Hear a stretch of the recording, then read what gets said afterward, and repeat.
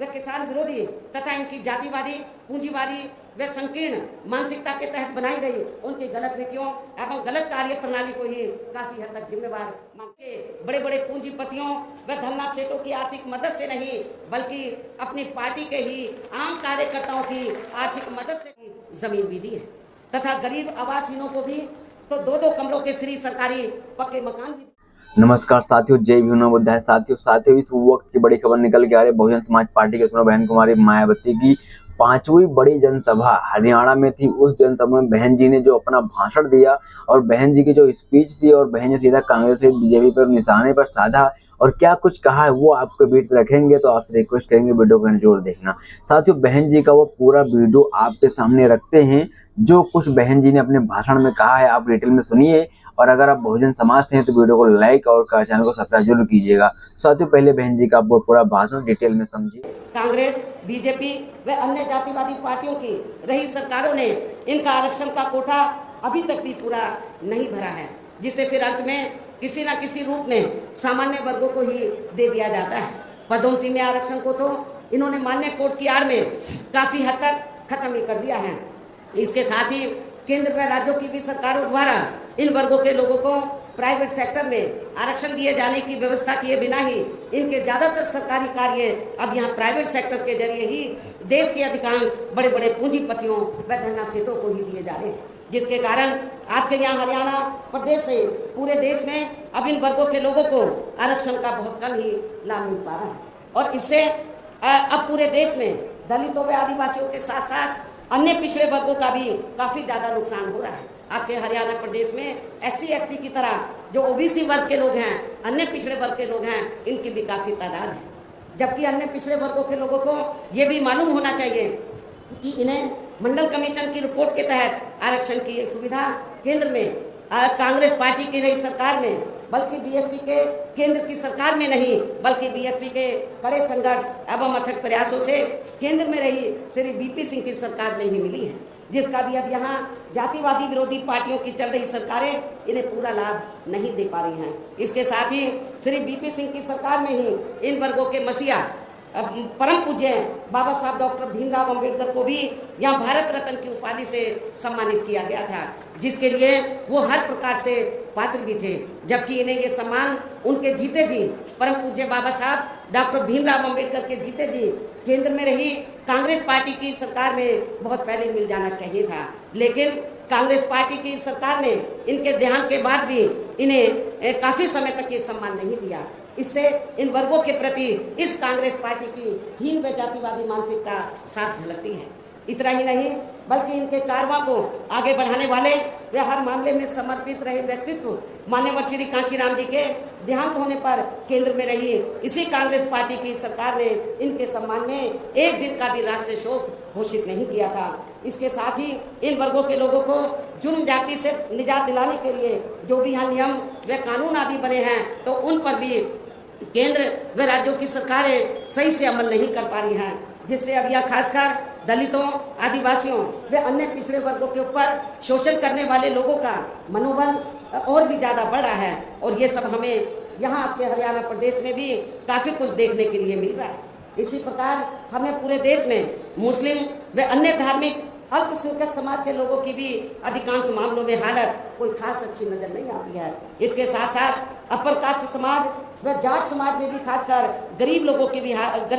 भी आर्थिक स्थिति अभी भी यहाँ आपके हरियाणा प्रदेश सहित पूरे देश में काफी ज्यादा खराब व दयनीय ही बनी हुई है। इनके अलावा आपके हरियाणा प्रदेश सहित पूरे देश में सर्व समाज में से विशेषकर यहाँ गरीब, मजदूर, किसान, कर्मचारी, व्यापारी एवं अन्य मेहनतकश लोग भी अपनी विभिन्न समस्याओं को लेकर अभी भी हमें काफी ज्यादा दुखी ही नजर आते हैं। और इनमें भी किसान वर्ग तो केंद्र में अभी तक की रही सभी सरकारों द्वारा बनाई गई उनकी गलत नीतियों के कारण अब काफी ज्यादा परेशान व दुखी भी रहा है और अभी भी है। लेकिन इन सब की मुख्य वजह हमारी पार्टी केंद्र में व आपके हरियाणा प्रदेश में भी यहाँ अब तक की रही अधिकांश विरोधी पार्टियों की सरकारों की गरीब व किसान विरोधी तथा इनकी जातिवादी, पूंजीवादी व संकीर्ण मानसिकता के तहत बनाई गई उनकी गलत नीतियों एवं गलत कार्य प्रणाली को ही काफी हद तक जिम्मेवार मानकर चलती हैं। और इस मामले में खासकर इनकी गलत आर्थिक नीतियों की वजह से ही आए दिन यहाँ पूरे देश में गरीबी, बेरोजगारी व महंगाई आदि भी काफ़ी ज़्यादा बढ़ रही है, जिससे आम जनता काफ़ी ज़्यादा परेशान व दुखी भी है। इसके साथ साथ अभी भी अपने देश में भ्रष्टाचार हर स्तर पर काफ़ी ज़्यादा व्याप्त है, जिससे आपका खुद का अपना हरियाणा प्रदेश भी, स्टेट भी अछूता नहीं रहा है। और इन सब का मुख्य कारण हमारी पार्टी आज़ादी के बाद से लेकर अभी तक केंद्र में देश के अधिकांश राज्यों में तथा आपके खुद के अपने हरियाणा प्रदेश में भी ज़्यादातर सत्ता यहाँ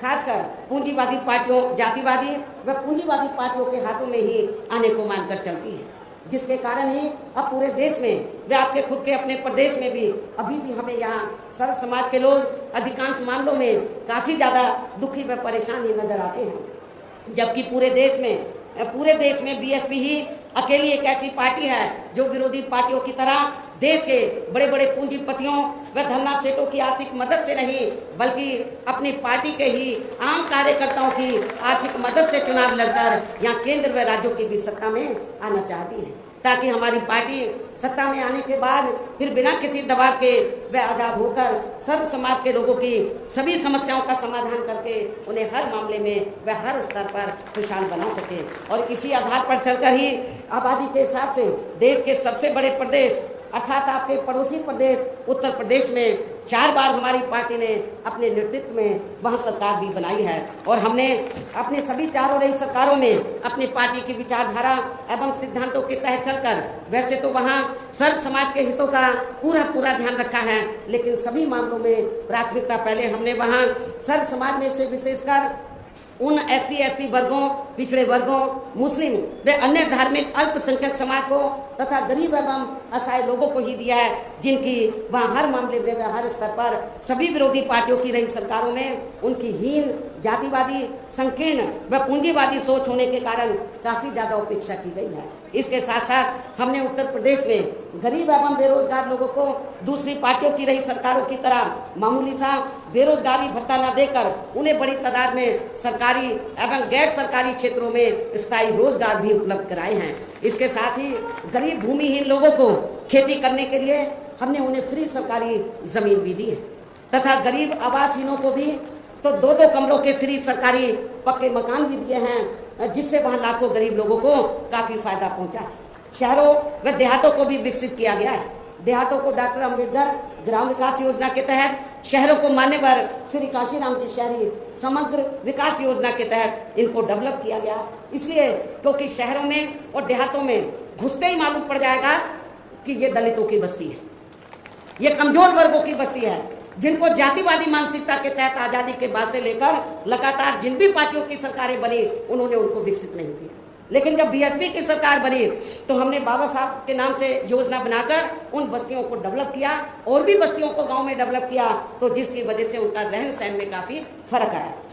इसके अलावा हमारी पार्टी की रही सरकार ने वहाँ विभिन्न क्षेत्रों में लगे लोगों के साथ साथ छात्रों, युवाओं, महिलाओं व बुजुर्गों आदि के हितों में भी अनेकों महत्वपूर्ण व ऐतिहासिक कार्य किए हैं, जिनसे उन्हें काफ़ी ज़्यादा लाभ पहुंचा है। किसानों की भी अधिकांश समस्याओं का काफ़ी हद तक समाधान किया है तथा उनकी फसलों का भी उन्हें समय से उचित दाम दिया गया है, जो आपके हरियाणा में भी शायद कभी इतना फायदा किसानों को नहीं पहुँचाया गया हो। इतना ही नहीं बल्कि हमने उत्तर प्रदेश में सर्व समाज के लोगों के ऊपर किसी भी प्रकार की कोई जुल्म जाति आदि भी नहीं होने दिया है। इसके साथ ही हमारी पार्टी की रही सरकार ने अपने देश में दलित एवं अन्य पिछड़े वर्गों में समय समय पर जन्मे यहाँ महान संतों, गुरुओं व महापुरुषों में भी खासकर महात्मा ज्योतिराव फुले, छत्रपति साहू जी महाराज, श्री नारायणा गुरु, बाबा साहब डॉक्टर भीमराव अम्बेडकर एवं मान्यवर श्री कांशीराम जी आदि को भी विभिन्न रूपों में पहली बार वहाँ पूरा आदर सम्मान दिया है, जिन्हें विरोधी पार्टियों के लोग अभी तक भी आसानी से पचा नहीं पा रहे हैं। इस प्रकार से उत्तर प्रदेश में हमारी पार्टी ने अपने सभी चारों रहे शासनकाल के दौरान वह हर मामले में व हर स्तर पर सर्व समाज के लोगों को काफ़ी बेहतरीन सरकार दी है। और यदि आप लोग भी यहाँ अपने हरियाणा प्रदेश में गरीबों, किसानों व आम जनहित के तथा विशेषकर कमजोर एवं उपेक्षित वर्गों के हितों में ऐसे ही कार्य करना चाहते हैं। इसके साथ ही आपके प्रदेश की जनहित से जुड़ी जो भी यहाँ स्थानीय समस्याएं हैं तो उन्हें भी आप दूर करना चाहते हैं, तो फिर आप लोगों को भी उत्तर प्रदेश की तरह ही यहाँ अपने हरियाणा प्रदेश में भी अपने इस बने गठबंधन की सर्व जनहिताय व सर्व जन सुखाय की नीतियों पर आधारित ही सरकार बनानी होगी, जिसके लिए अब आप लोगों को यहाँ अपने हरियाणा प्रदेश में विधानसभा के लिए हो रहे आम चुनाव में अपने बने इस गठबंधन का ही बेहतर रिजल्ट लाना होगा। इसके साथ ही आप लोगों को वोट पड़ने तक यहाँ की सत्ताधारी पार्टी भारतीय जनता पार्टी व अन्य सभी विरोधी पार्टियों के साम दाम दंड भेद आदि हरकंडों से भी जरूर सावधान रहना है। और इस मामले में खासकर आप लोगों को विरोधी पार्टियों के जारी किए गए उनके हवाई व प्रलोभन भरे चुनावी घोषणा पत्रों आदि के बहकावे में तो कतई नहीं आना है। बातें बड़ी बड़ी करते हैं, सत्ता में जब आ जाते हैं तो वो उनको रद्दी में जैसे टोकरी रद्दी की टोकरी में फेंक देते हैं वैसे फेंक देते हैं। तो इस मामले में खासकर आप लोगों को विरोधी पार्टियों के जारी किए गए उनके हवाई व प्रलोभन भरे चुनावी घोषणा पत्रों आदि के बहकावे में तो कतई नहीं आना है, जिन्हें ये पार्टियां सत्ता में आने के बाद अधिकांश अमल में नहीं लाती हैं, जिस पर से अब जनता का काफी हद तक विश्वास भी उठ गया है। इसलिए हमारी पार्टी किसी भी चुनाव में अपना कोई भी चुनावी घोषणा पत्र आदि जारी नहीं करती है। वैसे भी हमारी पार्टी कहने में बहुत कम बल्कि कार्य करके दिखाने में ही ज्यादा विश्वास रखती है, अर्थात जो कहती है तो उसे करके भी दिखाती है। ये सब हमने उत्तर प्रदेश में बिना चुनावी घोषणा पत्र के जारी किए हुए ही 4 बार सरकार बनाकर सरकार बनने के बाद तब हमने ये घोषणा की हम ये काम करेंगे सरकार का बजट देखकर। और अब संक्षेप में मेरा यही कहना है कि आप लोगों को अपने खुद के व अपने हरियाणा प्रदेश के भी हित में यहाँ बीएसपी व इनेलो के बने अपने इस गठबंधन की ही सरकार बनाना बहुत जरूरी है। और अब आप लोगों को अपने इस गठबंधन के ही उम्मीदवारों को ज़्यादा से ज़्यादा कामयाब बनाना है, जिसके लिए बीएसपी के उम्मीदवारों को हाथी चुनाव चिन्ह के सामने वाले बटन को दबाकर तथा राष्ट्रीय लोकदल के उम्मीदवारों को चश्मा चुनाव चिन्ह के सामने वाले बटन को दबा के उन्हें जरूर जिताना है। इस प्रकार से आप लोगों को अपने बने इस गठबंधन की ही पूर्ण बहुमत की सरकार बनाना है। और सरकार बनने पर फिर गठबंधन की ओर से आपके हरियाणा प्रदेश का मुख्यमंत्री चौधरी श्री अभय चौटाला जी को ही बनाया जाएगा, जिनको मेरे आशीर्वाद के साथ साथ इनके पिता चौधरी ओम प्रकाश चौटाला जी का भी पूरा आशीर्वाद प्राप्त है। वैसे स्वर्गीय चौधरी देवीलाल जी का भी हमेशा इन पर आशीर्वाद बना रहा है। इनके साथ साथ गठबंधन की ओर से बीएसपी का एक डिप्टी सीएम दलित वर्ग का अम्बेडकर वाली दलित वर्ग का तथा दूसरा डिप्टी सीएम अन्य पिछड़ा वर्ग या अपर कास्ट समाज में से ही बनाया जाएगा। और ये दोनों डिप्टी सीएम कौन होंगे इसका फैसला चुनाव का नतीजा आने के बाद ही किया जाएगा। इन्हीं जरूरी बातों के साथ ही अब मैं आप सभी लोगों से अपने बने इस गठबंधन के अधिकांश उम्मीदवारों को जिताकर अपनी यहाँ गठबंधन की ही सरकार जरूर बनाना है, इस उम्मीद के साथ ही अब मैं केंद्र सरकार से देश में जातीय जनगणना कराने के लिए भी विशेष अनुरोध करती हूँ, जिसको पहले केंद्र में रही कांग्रेसी सरकार ने और अब वर्तमान में चल रही बीजेपी की सरकार ने भी इसे अभी तक भी लटका के रखा हुआ है, जो उचित नहीं है। इसके लिए भी इनसे विशेष आग्रह के साथ ही और अपने गठबंधन के उम्मीदवारों को ज़्यादा से ज़्यादा जिताने की पुरजोर अपील करते हुए अब मैं अपनी बात यहीं समाप्त करती हूँ। धन्यवाद। जय भीम व जय भारत। गठबंधन का राज चले हाथी और चश्मे आरा का।